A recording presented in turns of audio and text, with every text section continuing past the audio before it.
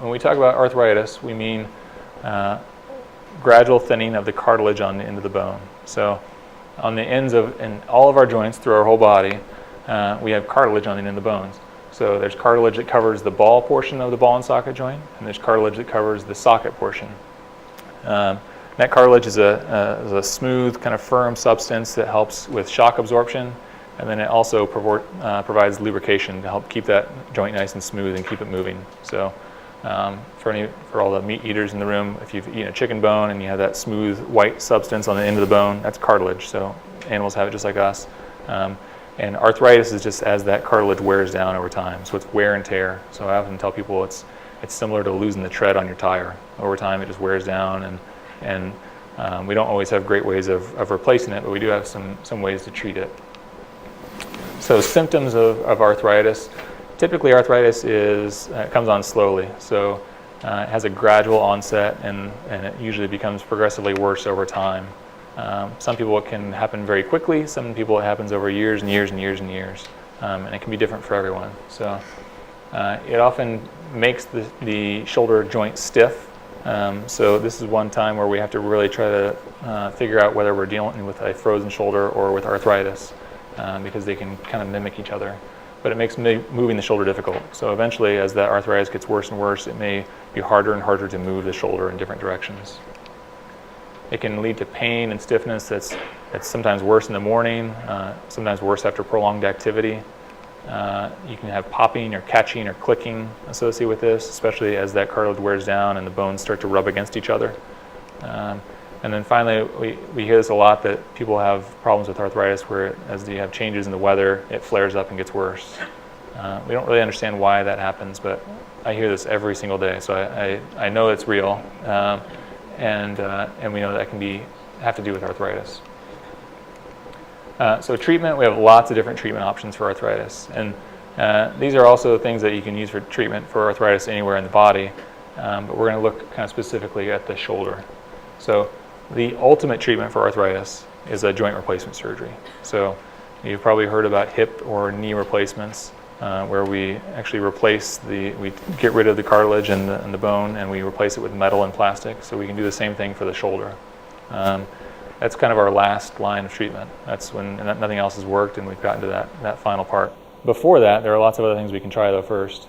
So these are things that are kind of recommended for almost everyone before we think about surgery. So again, physical therapy. So this can be helpful in improving that range of motion, getting rid of that stiffness, and helping strengthen the muscles around the shoulder to help take stress off of that joint. Modifying your activities using anti-inflammatories and home exercise program can also be helpful. There are a number of other things that have more limited evidence as to how well they work. One thing is a cleanup surgery. So people often ask about if this is going to be possible. Can we just treat it with a scope? Can we look inside and clean up the arthritis and get rid of it and move on? There are some instances where that can be helpful, but the majority of the time it will not, because with an arthroscope we're not really getting rid of the arthritis. We're trying to get rid of things like bone spurs, or if there's loose pieces that are floating around, or addressing other problems such as with the labrum or the rotator cuff, if those problems are there at the same time. But it's not a great end-all solution for arthritis. Viscose supplementation, the second option here, refers to it's sometimes called a gel injection. These we use a lot in knee arthritis. There's some evidence that they help in the shoulder, but not enough to make them that they've been approved for the shoulder. So these are not covered by insurance. They're not technically approved for use in the shoulder, and so we don't typically use that. Steroid injections are used in the shoulder, so just like in other joints, we can use those and help decrease the inflammation. And these can be really helpful, and they can sometimes give you good relief. So again, we like to see them work for 3 to 4 months at a time. Sometimes they work longer than that. Unfortunately, sometimes they don't work as well. But it's certainly easier to try an injection than to go through a large surgery like a joint replacement. And then farther down the list, we have things that are not quite as helpful. Things like, again, that are a little more experimental, something called platelet-rich plasma, where we take blood from your vein, we spin it down and try to separate different cells, and we inject those cells back into the joint. This is something that, again, is not approved yet. It's not something that's covered by insurance, and so it's not as widely used at this point, but it's something that we're working on for the future. Glucosamine, this is something that people often ask about, so you see these commercials or you see the pills at the store. There's no great evidence for these as well. Some people find really good relief after taking them, some people don't, so I usually advise people to, if you want to try it, it's okay to try it, but don't keep spending money and throwing money at it if it's not helping. So it's something to try and see if it helps, but not necessarily long term. Acetaminophen just means Tylenol, so that can be a good pain reliever. And then narcotic pain medications, we know in general are not a great solution for arthritis anywhere in your body, really. So sometimes we do have to resort to those, but we know that those don't fix the problem, and we know that those actually can lead to more problems down the line. So eventually you need more and more of them to help control the pain. And then, as you all know, we have a big problem in our country right now with opioid addiction. So we try to avoid those as much as possible. So again, our choice of treatment here depends on a lot of different factors. So how bad the symptoms are, how old you are, and other health conditions that you may have, whether or not you're healthy enough to have a surgery, your expectations. So again, what kind of activities are you trying to get back to? Are we just trying to get back to normal everyday life, clean up around your house, do your laundry, work in the yard, or do you have higher expectations? You want to be able to keep working, do heavy lifting, things like that, keep playing sports. And then for every decision we make, we always look at the risks and the benefits. So if we're talking about a surgery, we're talking about the risks of that surgery versus the benefits that you may have afterwards. So again, for shoulder arthritis, we can modify our activities. We can use medications like over-the-counter medications, and then injections, which we kind of talked about briefly here, steroids, and then is PRP is that going to be a better option in the future? We'll have to wait and see. And then again, physical therapy. I will harp on this for everything that we talk about tonight, but I think it's an absolutely great intervention. It's very low risk, it works for a lot of people, and so it's definitely worth trying for almost everything that we deal with. When those don't work, then oftentimes we are left with joint replacement surgery. So a joint replacement, or what we call an arthroplasty, means that we remove that damaged cartilage and bone, and we actually replace it with metal and plastic. And our goal here is to get the function back, so to get the joint moving again and to eliminate the pain. So for the shoulder in particular, and this is what I was trying to explain before. So on the right here we have the normal shoulder, again, the ball and socket joint. Here's the arm bone. Here's the shoulder blade, and we see the ball and socket joint here.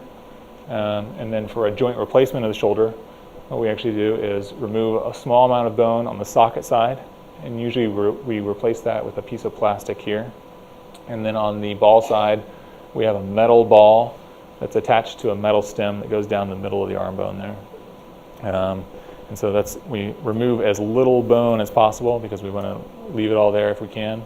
And then these parts basically replace that cartilage and provide a new moving surface for the shoulder to function.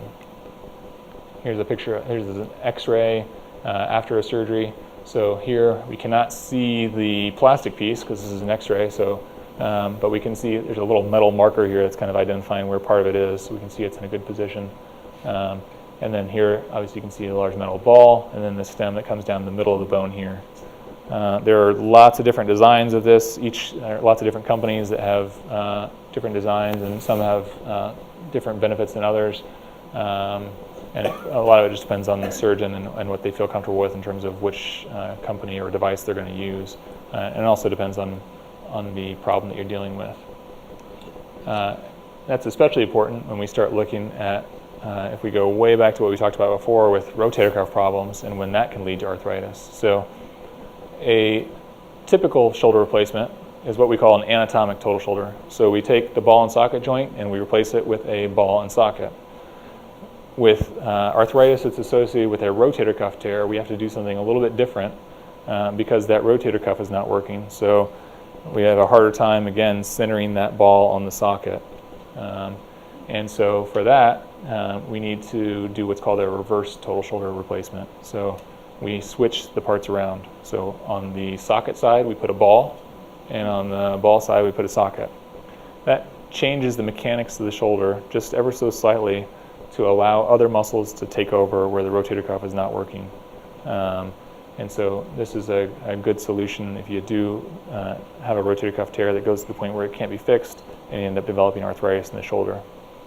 It's a really good surgery for pain relief, but as you can imagine, this is not a normal shoulder, so it doesn't work like a normal shoulder. So oftentimes people, motion after a reverse shoulder replacement is not typically as good, but it's kind of our last option sometimes.